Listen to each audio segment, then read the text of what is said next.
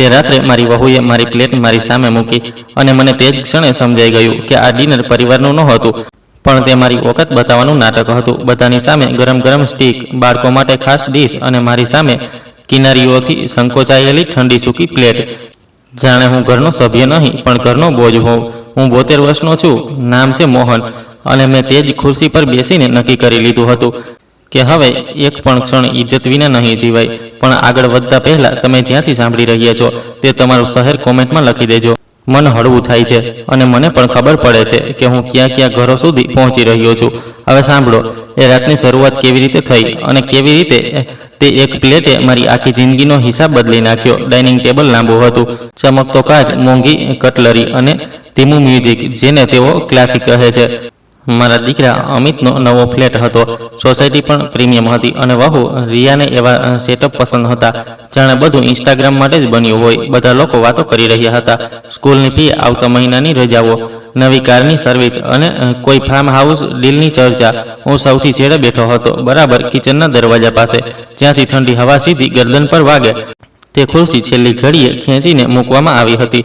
ના નેપકિન સરખો મૂક્યો હતો, ના મારો ગ્લાસ ભર્યો હતો, ના પ્લેટની સેટિંગ બાકી બધા જેવી હતી. એવું લાગતું હતું જાણે હું કોઈ મહેમાન છું જે અચાનક કહ્યા વિના આવી ગયો હોય. જ્યારે ભોજન આવ્યું ત્યારે બધાની પ્લેટમાંથી વરાળ નીકળી રહી હતી.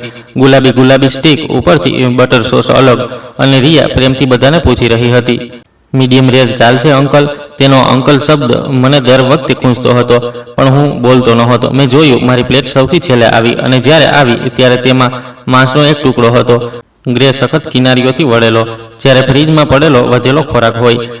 તે એટલો ઠંડો હતો કે જો ચાકુ કાપે તો અવાજ આવે. મેં પ્લેટ તરફ જોયું, પછી બધાની તરફ. કોઈએ મારી સાથે આંખ નહોતી મેળવી, ના અમિતે, ના વહુએ, ના રિયાની માએ, જે હંમેશા એવું સાબિત કરે છે કે તે આ ઘરની ક્વીન છે. બસ મારા પોત્રો આરવે એક ક્ષણ મને જોયો, હળવું સ્મિત આપ્યું, પછી તેની માતાએ તેની પીઠ થપથપાવી અને તેને ફરી વાતોમાં જોડી દીધો.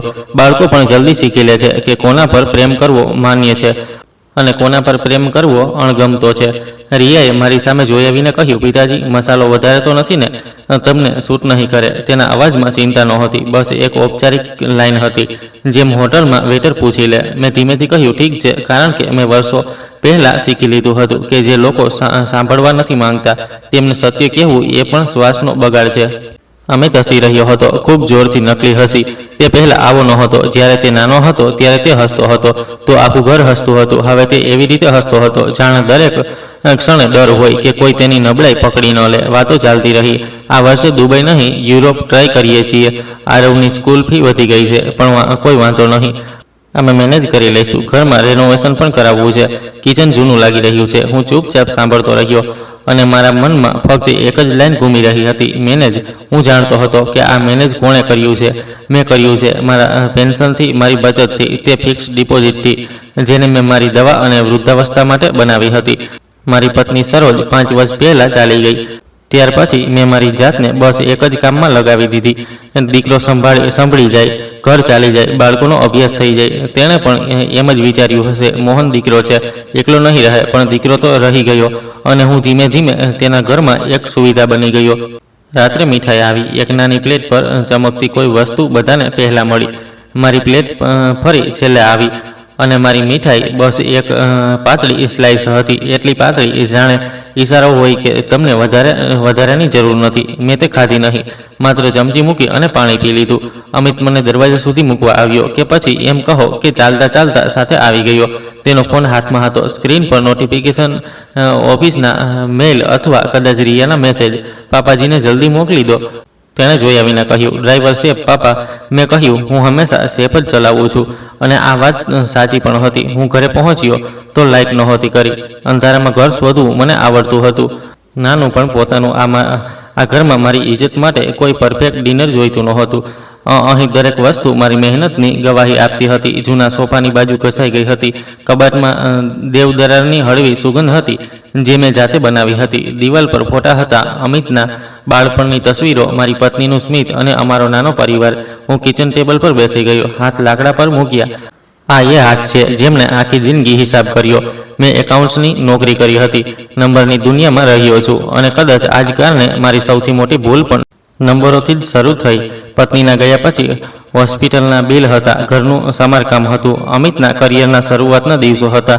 તેણે રિયા સાથે લગ્ન કર્યા તો તે ફાઇનાન્શિયલ પ્લાનિંગની ઘણી વાતો કરી હતી, સ્માર્ટ બનતી હતી અને હું બસ સાંભળતો રહ્યો. પહેલો મોટો પૈસો મેં તેમના ઘર માટે આપ્યો, ડાઉન પેમેન્ટ માટે.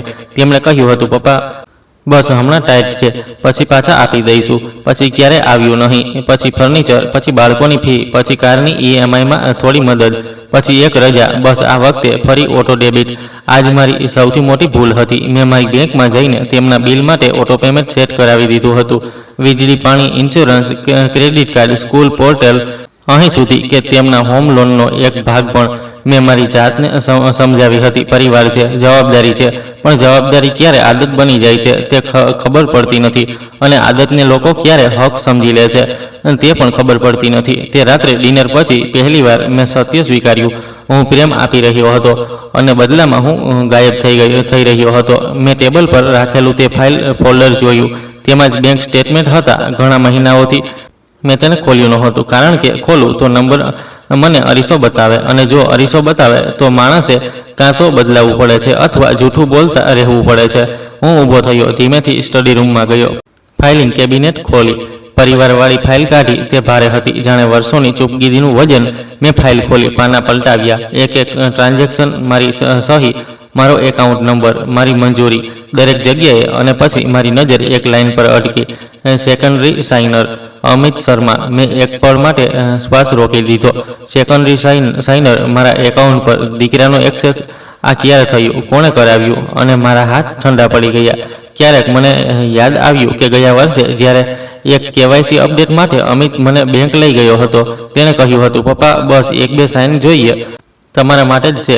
અને મેં વાંચ્યા વિના સહી કરી દીધી હતી, કારણ કે તે મારો દીકરો હતો. અને આજ તે જગ્યા હતી જ્યાં પિતાની નબળાઈ સૌથી ખતરનાક બની જાય છે. ભરોસો. હું ખુરશી પર બેસી ગયો, મારી આંખો ફોર્મ પર જોડાયેલી રહી.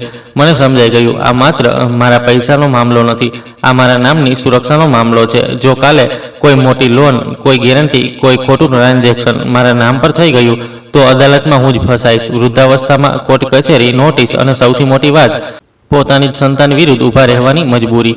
મેં ફાઇલ બંધ કરી, આ વખતે ધીમેથી નહીં પણ એક નિર્ણાયક અવાજ સાથે. રૂમમાં ઘડિયાળની ટીક ટીક સ્પષ્ટ સંભળાવા લાગી. મેં મારી પત્નીના ફોટા તરફ જોયું અને પહેલીવાર મનમાં આવ્યું, સરોજ, જો આજે તું હોત તો શું તું પણ એવું કહેતી કે મોહન હવે બસ? મેં જવાબ જાતે જ આપી દીધો, હા હવે બસ. અને તે જ રાત્રે, કોઈ ડ્રામા વિના, કોઈ લડાઈ વિના, મેં નિર્ણય કરી લીધો કે સવારે બેંક જઈશ, પણ હું માત્ર ઓટો ડેબિટ બંધ નહીં કરાવું. હું તે વસ્તુ શોધવાનો હતો જે તેમના પગ નીચેથી જમીન ખેંચી લે, કાયદાકીય રીતે, શાંત રીતે. કારણ કે જો મારા એકાઉન્ટ પર અમિતનો એક્સેસ હતો તો હોઈ શકે કે મારા નામ પર બીજું કંઈક પણ ચાલી રહ્યું હોય, કંઈક એવું જેનો મને હજી સુધી અંદાજો પણ નથી. અને આજ વિચારતા હું પહેલીવાર આખી રાત સૂતો નહીં. હું જાગતો રહ્યો અને મારા અંદર એક નવો માણસ ઊભો થઈ રહ્યો હતો. બદલો લેનારો નહીં, પણ પોતાની ઇજ્જત પાછી લેનારો. અને સવારે બેંકના દરવાજા ખુલતા જ મને જે પહેલો કાગળ દેખાડવાનો હતો તે મારા દીકરાની આખી પરફેક્ટ લાઈફને હચમચાવી દેવાનો હતો. સવારના 8:30 વાગ્યા હતા. હું ઘરેથી નીકળ્યો તો હવામાં હળવી ઠંડક હતી, એવી ઠંડક જે ઊંઘ નહીં પણ હોશ વધારી દે છે. મેં મારો ગ્રે કોટ પહેર્યો, તે જ જે મારી પત્ની સરોજ કહેતી હતી, આમાં તું જવાબદાર માણસ લાગે છે. અને સાચું કહું તો તે સવારે મારે જવાબદાર નહીં પણ સતર્ક થવાનું હતું. ઘણા વર્ષોથી હું માત્ર આપનારો હતો, હવે પહેલીવાર હું બચાવનારો બનવા જઈ રહ્યો હતો. પોતાને બચાવનારો. બેંક મારી કોલોનીથી વધારે દૂર નહોતી. પ્રાઇવેટ બેંક, ચમકતો ફર્શ, એસીની ઠંડી હવા, અને રિસેપ્શન પર તે જ નકલી સ્મિત જે દરેકને એક જેવું મળે છે. મેં મારો નંબર લીધો, ખુરશી પર બેઠો તો હાથમાં તે જ પરિવારવાળી ફાઇલ હતી, ભારે, પણ આ વખતે તે બોજ નહોતી લાગતી, તે પુરાવો લાગતી હતી. થોડી મિનિટો પછી એક મહિલા સામે આવી, શાલિની વર્મા, બ્રાન્ચ મેનેજર, ઉંમર 40ની આસપાસ, આંખો તેજ, બોલવાની રીત શાંત. મને જોઈને તેને તરત ઓળખી લીધો. આવા લોકો ઓળખી લે છે, કારણ કે આવા લોકો જુએ છે. મિસ્ટર શર્મા, તમે આટલી સવારે? તેને હળવું આશ્ચર્ય બતાવ્યું. મેં બસ કહ્યું, કંઈક જરૂરી ફેરફાર કરાવવાના છે આજે જ. તે મને પોતાની કેબિનમાં લઈ ગઈ. મેં ખુરશી પર બેસતા જ ફાઇલ તેની સામે મૂકી દીધી. આ એ જ ઓટો ડેબિટ છે અને આ સેકન્ડરી સાઇનર. મેં પાનું ખોલીને સીધી તે જ લાઈન બતાવી. શાલિનીની આંખો તેના પર જ ટકી ગઈ. તેના ચહેરા પર એક સેકન્ડ માટે જે ભાવ આવ્યો તે ચિંતાનો હતો, પણ તેને તરત પ્રોફેશનલ માસ્ક પહેરી લીધો. તમે આ બધું બંધ કરાવવા માંગો છો? તેણે ધીમેથી પૂછ્યું. અત્યારે આ જ વખતે મેં કહ્યું, અને સેકન્ડરી સાઇનર હટાવો. મેં કોઈ ભાષણ ન આપ્યું, કોઈ ફરિયાદ ન કરી, કારણ કે બેંકમાં ભાવનાઓ માટે જગ્યા હોતી નથી. ત્યાં માત્ર ફોર્મ અને સહી હોય છે. શાલિનીએ એકવાર મારી તરફ જોયું. મિસ્ટર શર્મા, હું પૂછી શકું છું, તમે સુરક્ષિત છો? કોઈ તમને મજબૂર તો નથી કરી રહ્યું ને? મેં હળવું સ્મિત દબાવી દીધું. દુનિયાને લાગે છે કે વૃદ્ધ માણસ જો પોતાની જિંદગી પાછી લેવા માંગે તો જરૂર કોઈ તેને ઉશ્કેરી રહ્યું હશે. ના મેડમ, મજબૂરી નથી. આ મારો નિર્ણય છે અને બહુ મોડેથી થવાનો હતો. તેણે માથું હલાવ્યું. ઠીક છે, હું પ્રક્રિયા શરૂ કરું છું. તેણે કોમ્પ્યુટર પર ટાઈપ કરવાનું શરૂ કર્યું. સ્ક્રીન મને દેખાતી નહોતી, પણ કીબોર્ડનો અવાજ એવો લાગતો હતો જાણે કોઈ ગૂંચવાયેલી દોરીને કાપી રહ્યું હોય. તમારા 3 ઓટો પેમેન્ટ મેન્ડેટ છે જે બીજા ઘરના બિલ્સમાં જઈ રહ્યા છે. આ બધું આજથી સસ્પેન્ડ થઈ શકે છે, પણ કેટલીક કંપનીઓ પ્રાપ્તકર્તાને SMS ઈમેલ મોકલે છે. તેણે કહ્યું. મેં રોકાયા વિના કહ્યું, મોકલવા દો, કારણ કે હવે મને તેમની શરમથી ડર નહોતો. મેં ઘણી શરમ એકલા ખાઈ હતી. હવે તેમનો વારો હતો પોતાના કર્મોનો સ્વાદ ચાખવાનો. અને આ જે સંયુક્ત ક્રેડિટ કાર્ડ છે? તેણે પૂછ્યું. પ્લીઝ, મેં એક શબ્દમાં કહ્યું. હોમ લોન માટે જે તમારું ECS ચાલી રહ્યું છે, બંધ. અને સેકન્ડરી સાઇનર હટાવવા માટે તમારે એક અલગ ફોર્મ પર સહી કરવી પડશે. તેણે ફોર્મ કાઢ્યું. મેં ફોર્મ વાંચ્યું. આ વખતે મેં દરેક લાઈન વાંચી. એક વૃદ્ધ માણસ જો એકવાર જાગી જાય તો પછી તે કોઈના કહેવાથી સહી કરતો નથી. મેં સહી કરી દીધી. મારી આંગળીઓ ધ્રુજી નહીં. અને ત્યારે જ શાલિનીએ એક બીજી સ્ક્રીન પર કંઈક જોયું અને તેના હોઠ થોડા સખત થઈ ગયા. મિસ્ટર શર્મા, તેનો અવાજ થોડો ધીમો થઈ ગયો, તમારા એકાઉન્ટ સાથે જોડાયેલા કેટલાક લિંક્ડ પ્રોડક્ટ પણ છે? મેં સીધું પૂછ્યું. મતલબ? તેણે વિના ગોળ ફેરવીએ કહ્યું. એક ઓવરડ્રાફ્ટ સુવિધા અને એક ગેરંટર એગ્રીમેન્ટની એન્ટ્રી દેખાઈ રહી છે. મારા કાન જાણે કોઈએ એક પળમાં સન્નાટો ભરી દીધો. ગેરંટર? મેં પુનરાવર્તન કર્યું. શાલિનીએ સ્ક્રીન તરફ ઇશારો કર્યો. આ લોન તમારા દીકરાના નામ પર છે, પણ ગેરંટીમાં તમારો પાન અને તમારી સહમતિનો રેકોર્ડ છે. અને આ ડિજિટલ સહમતિ ગયા વર્ષે KYC અપડેટવાળા દિવસની તારીખ સાથે મેચ થઈ રહી છે. મારા અંદર કંઈક ઠંડુ ઉતરી ગયું. તે જ દિવસ, તે જ બસ 2 સાઇનવાળો દિવસ. અમિતે માત્ર સેકન્ડરી એક્સેસ નહોતો લીધો, તેણે મારી જિંદગીને પોતાની લોન માટેની ઢાલ બનાવી દીધી હતી. મેં જડબું કસીને પૂછ્યું, કેટલાની લોન? શાલિનીએ કહ્યું, આ પ્રોપર્ટી ટોપઅપ છે. અમાઉન્ટ મોટી છે અને EMI 2 મહિનાથી લેટ ફી સાથે ચાલી રહી છે. પણ ઓટો ડેબિટ તમારા એકાઉન્ટમાંથી જઈ રહ્યું હતું, એટલે તમને ખબર ન પડી. મને એક પળ માટે શ્વાસ ન આવ્યો. હું મારા દીકરાને યાદ કરી રહ્યો હતો, નાના અમિતને, જે સ્કૂલેથી આવતા જ મારી ખીસું ફંફોડતો હતો. પપ્પા, આજે શું લાવ્યા? અને તે જ દીકરો મારું ખીસું નહીં, મારી ઓળખ ફંફોડી રહ્યો હતો. મેં બહુ ધીમેથી કહ્યું, મેડમ, મને આ ડોક્યુમેન્ટની કોપી જોઈએ. શાલિનીએ તરત કહ્યું, હું તમને સ્ટેટમેન્ટ અને લોન લિંકનું પ્રિન્ટ આપી શકું છું, પણ લોન ડોક્યુમેન્ટ્સ માટે તમારે લેખિત રિક્વેસ્ટ આપવી પડશે. અને એ પણ શક્ય છે કે તમારા દીકરાએ સાઇન કર્યું હોય તમારા નામથી. જો એવું છે તો આ ગંભીર મામલો છે. ગંભીર, આ શબ્દ મારા માટે નવો નહોતો. હું એકાઉન્ટ્સમાં રહ્યો છું. હું જાણું છું કે જ્યારે બેંક ગંભીર કહે છે તો મતલબ હોય છે કોર્ટ, પોલીસ કેસ અને ઘરની ઇજ્જતનું પોસ્ટમોર્ટમ. મેં શાલિની તરફ જોયું. તમે એક કામ કરો, મેં કહ્યું, તમે હમણાં મારા એકાઉન્ટ સાથે જોડાયેલી દરેક ઓથોરાઇઝેશન હટાવો અને એક લેખિત નોટ આપી દો કે આજે મારા નિર્દેશ પર આ બધા ફેરફાર કરાવવામાં આવ્યા છે. તે સમજી ગઈ. તમને કાગળનો પુરાવો જોઈએ છે? હા, મેં કહ્યું, કારણ કે આજથી આ લડાઈ ભાવનાઓની નહીં હોય, આ રેકોર્ડની હશે. મેં બધા ફોર્મ પર સહી કરી, એક પેજ પર, અને બહાર નીકળતી વખતે મારા પગ ભારે નહોતા. મારા મગજમાં માત્ર એક જ લાઈન હતી, અમિતે મારો ઉપયોગ નહોતો કર્યો, તેણે મને ફસાવી દીધો હતો. અને જો હું ચૂપ રહત તો આ ફંદો મારા ગળા પર કસાતો રહેત. હું કારમાં બેઠો, સ્ટેરિંગ પર હાથ મૂકીને મેં એક લાંબો શ્વાસ લીધો. મને દુઃખ હતું, પણ તેનાથી મોટું કંઈક હતું, સ્પષ્ટ દેખાતું સત્ય. અને તે જ પળે મારો ફોન વાઇબ્રેટ થયો. સ્ક્રીન પર નામ ચમક્યું, રિયા. મેં કોલ ન ઉપાડ્યો, ફોનને ઊંધો મૂકી દીધો, કારણ કે હું જાણતો હતો કે પહેલો હુમલો હંમેશા વહુ કરે છે, પછી દીકરો આવે છે, પછી સંબંધીઓ, પછી સમાજ. મેં ગાડી સ્ટાર્ટ કરી અને ઘર તરફ જવા લાગ્યો. વચ્ચે રસ્તે ફરી કોલ આવ્યો, અમિતનો. આ વખતે પણ મેં ન ઉપાડ્યો. મને ખબર હતી કે કાલે કેમ આવી રહ્યો છે. તેમને પૈસા નહોતા જોઈતા, તેમને નિયંત્રણ જોઈતું હતું. ઘરે પહોંચીને મેં ચંપલ ઉતાર્યા, હાથ ધોયા અને આરામથી પાણી પીધું, જેમ કોઈ વૃદ્ધ માણસ માત્ર પોતાની દિનચર્યામાં લાગેલો હોય. પણ અંદર હું અલાર્મની જેમ સતર્ક હતો. પછી મેસેજ આવ્યો, અમિત, પપ્પા કોલ કરો, કાર્ડ ડિક્લાઇન થઈ રહ્યું છે, કંઈક ગડબડ છે. મેં મેસેજ વાંચ્યો. પછી બીજો રિયાનો, પપ્પાજી આ શું કરી રહ્યા છો? મારું મેડિકલ પેમેન્ટ અટકી ગયું. બહુ ઇન્સલ્ટ થઈ છે. ઇન્સલ્ટ? તેમની દુનિયામાં સૌથી મોટી બીમારી ઇન્સલ્ટ. મેં ફોન મૂકી દીધો અને મારું શર્ટ ઇસ્ત્રી કરવા લાગ્યો. મારું પહેલી વાર ઘણા વર્ષો પછી મેં મારી વસ્તુઓને પહેલાં રાખી. બપોર થતાં ઘરની બહાર ગાડીનો અવાજ આવ્યો. બારીમાંથી જોયું તો અમિતની કાર હતી. રિયા અંદર બેઠી હતી, હાથ બાંધીને, ચહેરો તમતમાયેલો. અમિત ફોન પર કોઈની સાથે વાત કરી રહ્યો હતો, કદાચ બેંકના હેલ્પલાઇનથી. તેનો ચહેરો ગુસ્સા અને ડર વચ્ચે ઝૂલી રહ્યો હતો.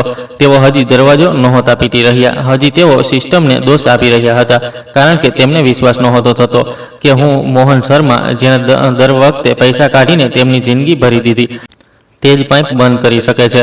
થોડી મિનિટો પછી દરવાજા પર જોરથી ખટખટાટ થયો. પછી એક વધુ. રિયાનો અવાજ બહારથી ખૂંચ્યો, પપ્પાજી, હા ડ્રામા બંધ કરો, દરવાજો ખોલો. હું મારી ખુરશી પર બેઠો રહ્યો, ચાનો કપ હાથમાં, જાણે હું માત્ર ગરમી મહેસૂસ કરી રહ્યો હોઉં. અને ખરેખર તે ચાની ગરમી મારા અંદર હિંમત બનીને ઉતરી રહી હતી. ખડખડાટ તેજ થયો. પછી દરવાજાનો હેન્ડલ ફર્યો. અમિત આ આદત મુજબ ચેક કરી રહ્યો હતો, જાણે આ ઘર હજી પણ તેનું જ હોય. પણ હું હંમેશા દરવાજો લોક રાખું છું. તેને આ વાત પણ યાદ નહોતી. પપ્પા, અમિતનો અવાજ આવ્યો, પ્લીઝ ખોલો, વાત કરવી છે. મેં આંખો બંધ કરી. પ્લીઝ વર્ષો પછી આવ્યું હતું, પણ પ્લીઝ ત્યારે આવે છે જ્યારે સુવિધા ચાલી જાય છે, પ્રેમમાં નહીં. હું ઊભો થયો, બહુ ધીમેથી, અને દરવાજો બસ એટલો ખોલ્યો જેટલી હવા અંદર આવવા દે. અંદર આવવાની જગ્યા નહીં.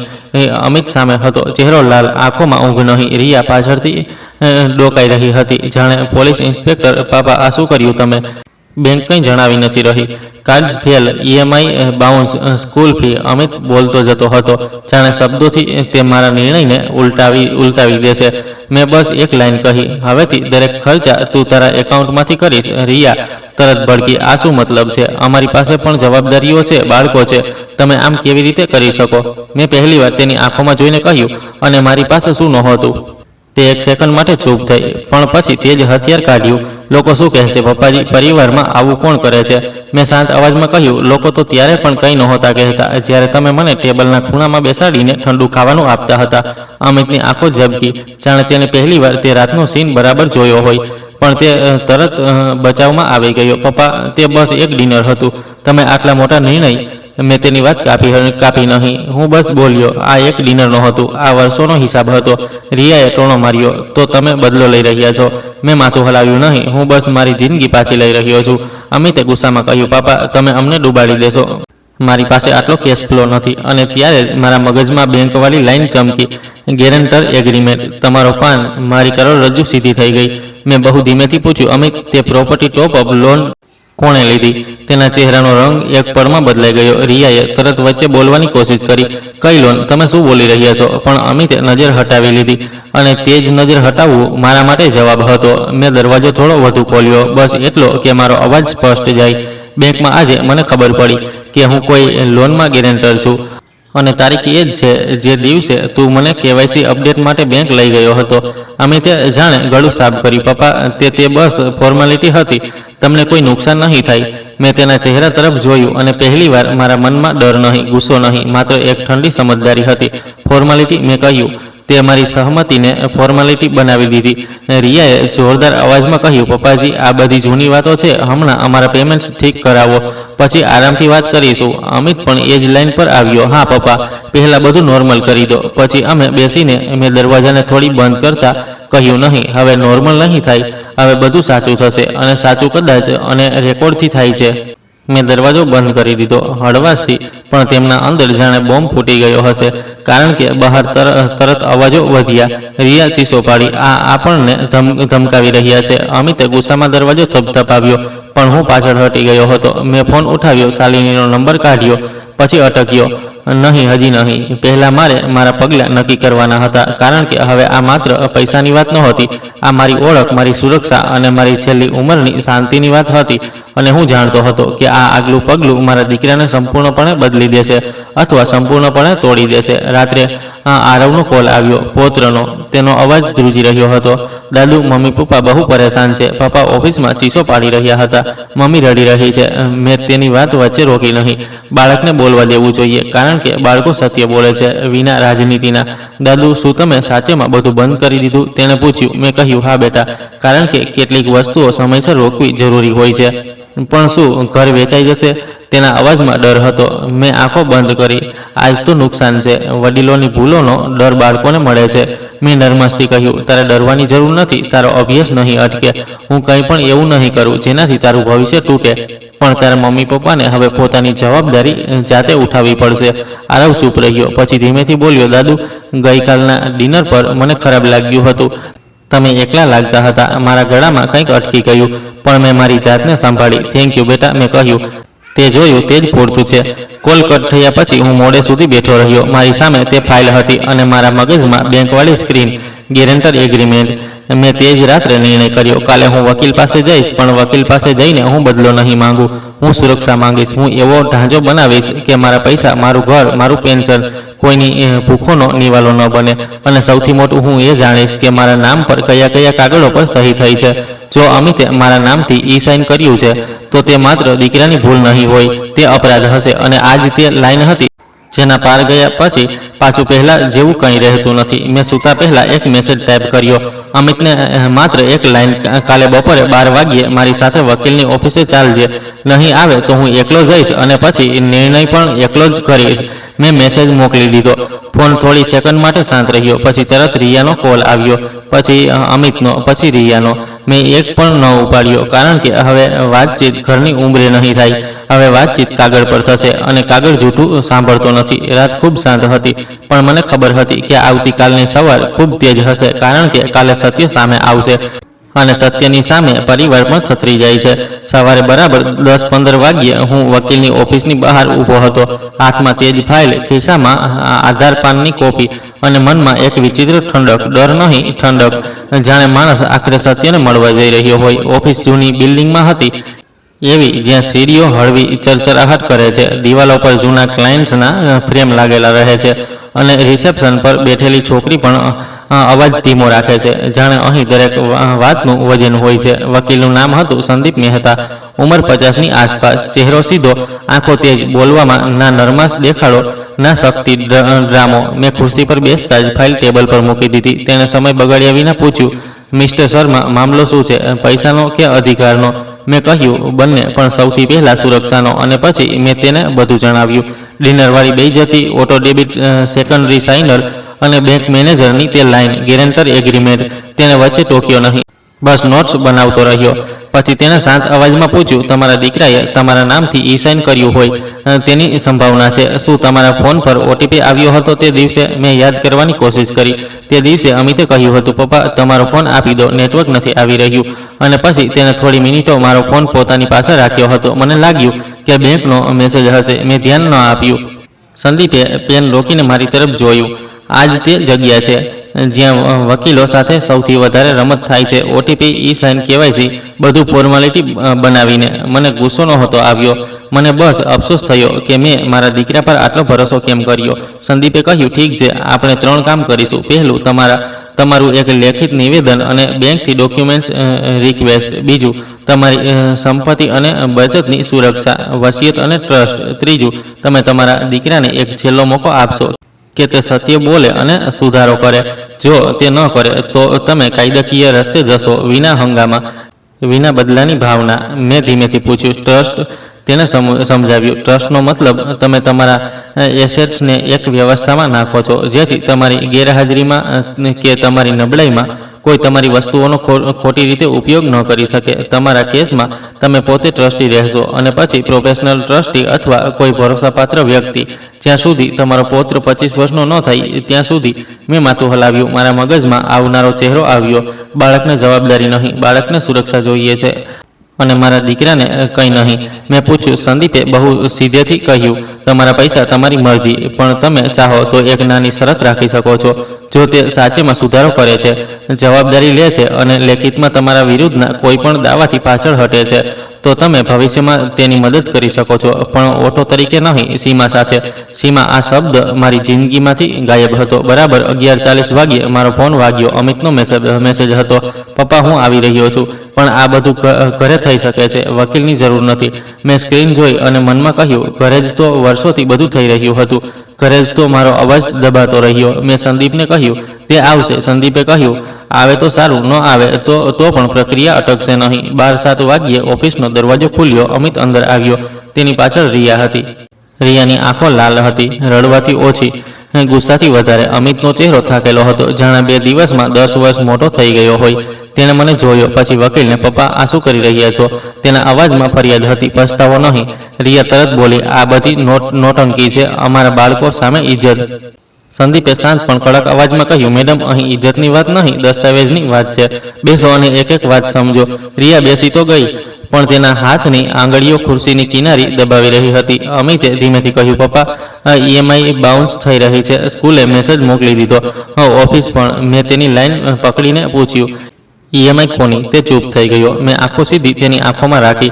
અમિત, તે પ્રોપર્ટી ટોપ અપ લોન મારા નામ પર ગેરંટી કેવી રીતે છે? રિયા વચ્ચે બોલી પડી, પપ્પાજી તમે જ તો કહ્યું હતું કે મદદ કરશો.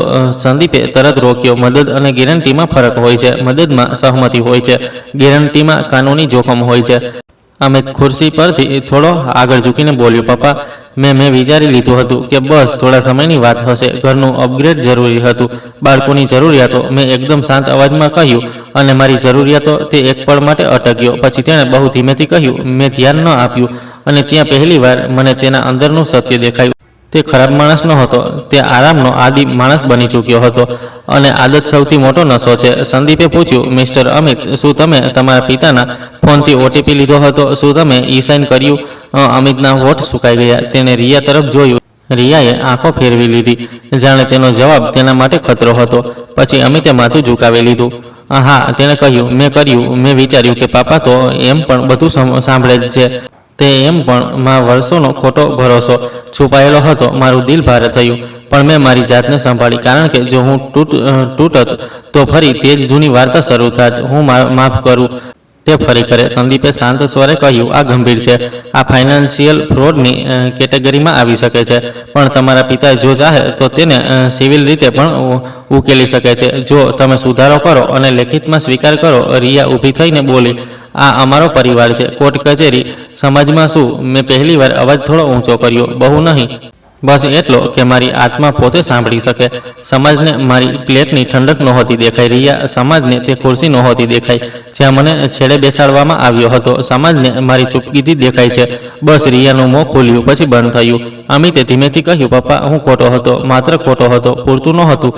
મેં કહ્યું, ભૂલનો ઈલાજ સત્ય અને જવાબદારી છે. સંદીપે 2 કાગળ આગળ મૂક્યા. પહેલું, કન્ફેશન અને અંડરટેકિંગ. તમે સ્પષ્ટ સહમતિ વિના E-સાઇન કર્યું, તમે તેને સુધારશો, અને આગળ પિતાના એકાઉન્ટ OTP સાઇન પર કોઈ દાવો નહીં કરો. બીજું, રીપેમેન્ટ પ્લાન. તમે લોનની પૂરી જવાબદારી લો છો અને પિતાનું નામ ગેરેન્ટરમાંથી હટાવવાની પ્રક્રિયા શરૂ કરશો. બેંકમાં તેના માટે રિસ્ટ્રક્ચર કે ડોક્યુમેન્ટેશન કરવું પડશે. અમિતે બંને પેપર જોયા. રિયાના ચહેરા પર ડર હતો. હવે કાગળ આવી ગયો હતો. કાગળની સામે ડ્રામા નબળો પડી જાય છે. અમિતે ધ્રુજતા હાથે પેન ઉઠાવી. જો હું સાઇન કરી દઉં તો શું તમે પેમેન્ટ પાછું ચાલુ કરી દેશો? તેના અવાજમાં જૂની આશા હતી કે હું ફરીથી સુરક્ષા જાળ બની જાઉં. મેં બહુ સ્પષ્ટ કહ્યું, હું કેટલાક પેમેન્ટ્સ ચાલુ કરીશ, પણ માત્ર બાળકો સાથે જોડાયેલી જરૂરી વસ્તુઓ, સ્કૂલની બેઝ ફી, મેડિકલ ઇમરજન્સી, બાકી બધું તું સંભાળીશ. અને આ ઓટો ડેબિટ ક્યારેય પાછું નહીં લાગે. રિયા તરત બોલી, આ તો કંટ્રોલિંગ થઈ ગયું. મેં તેની તરફ જોઈને કહ્યું, નહીં, આ સીમાઓ છે. કંટ્રોલ ત્યારે હતો જ્યારે તું મારા પૈસાને તારા સમજતી હતી. સંદીપે રિયા તરફ જોયું. મેડમ, જો તમે ચાહો તો તમે પણ એક સ્ટેટમેન્ટ આપી શકો છો કે ભવિષ્યમાં મિસ્ટર શર્મા પર કોઈ દબાણ નહીં નાખો, નહીંતર પછીથી આ વિવાદ ફરી ઊભો થશે. રિયાના ચહેરા પર ગુસ્સો હતો, પણ તેની પાસે વિકલ્પો ઓછા હતા. તેણે ધીમેથી કહ્યું, ઠીક છે, અને તેણે પણ સહી કરી દીધી. અમિતે કન્ફેશન અને અંડરટેકિંગ પર સહી કરી. તે પડે મને કોઈ જીત ન લાગી, બસ એક દુઃખદ સત્ય લાગ્યું. જે દીકરાને મેં મારા ખભા પર બેસાડીને દુનિયા દેખાડી, તે જ દીકરાએ મારા નામ પર દુનિયા ખરીદવાની કોશિશ કરી. સંદીપે કહ્યું, હવે આગલું સ્ટેપ, બેંક. અમે લેખિત રિક્વેસ્ટ કરીશું કે ગેરંટર હટાવવાની પ્રક્રિયા શરૂ થાય. બેંક તમારી આવક અને દીકરાની રીપેમેન્ટ કેપેસિટી જોઈને નવો સેટઅપ આપશે. જો તે યોગ્ય ન થયો તો પ્રોપર્ટી વેચીને લોન ક્લોઝ કરવી પડી શકે છે. રિયાએ ગભરાઈને કહ્યું, ઘર વેચી દઈએ? મેં બહુ શાંત ભાવથી કહ્યું, જો ઘરનો ખર્ચ સત્યથી મોટો છે તો ઘર બોજ હોય છે, અને બોજ એક દિવસ તૂટે જ છે. અમિતે માથું ઝુકાવીને કહ્યું, હું બીજો વિકલ્પ કાઢીશ પપ્પા. મેં કહ્યું, કાઢજે. પહેલીવાર પોતાના દમ પર.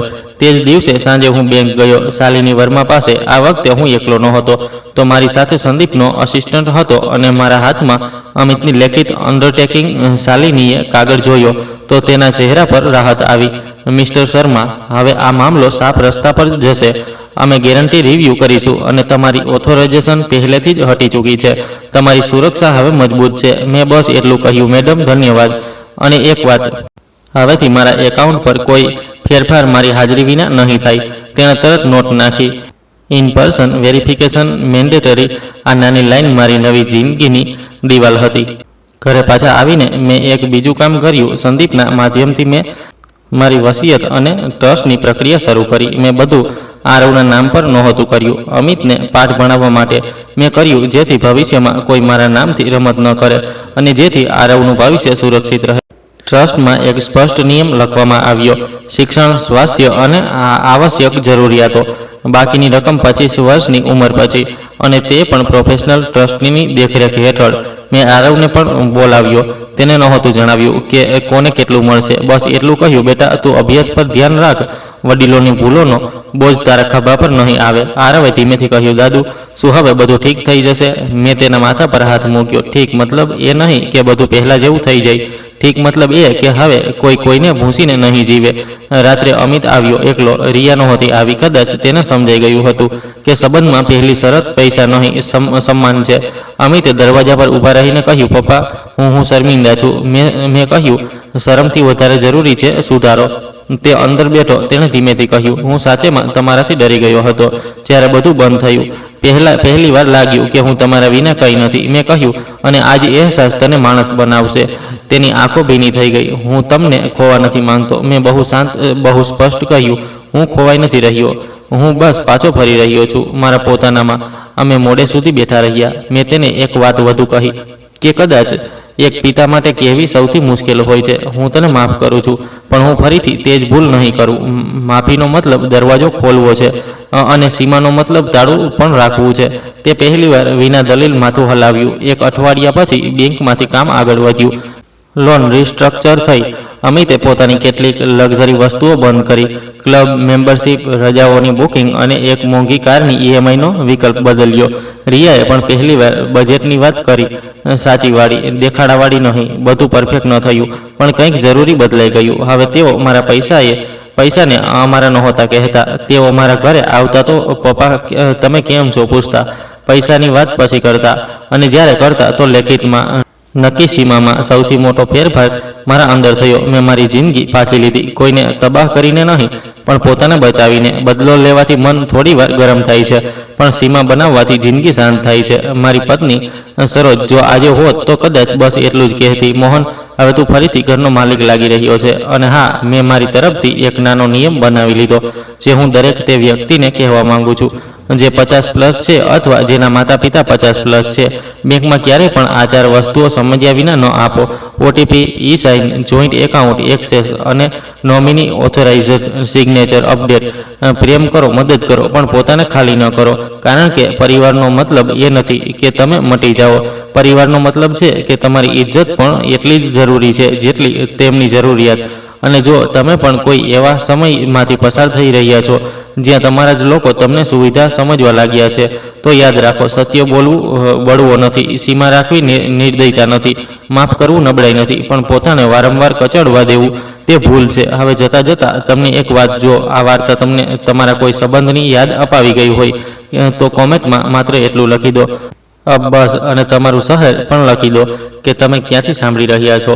વિડીયો સારો લાગે તો લાઈક કરી દો, ચેનલને સબસ્ક્રાઈબ કરી દો. કારણ કે આવી વાર્તાઓ અમે માત્ર મનોરંજન માટે નથી સંભળાવતા. અમે એટલે સંભળાવીએ છીએ જેથી કોઈનું મન મજબૂત થાય અને કોઈની જિંદગી સમયસર સંભળી જાય.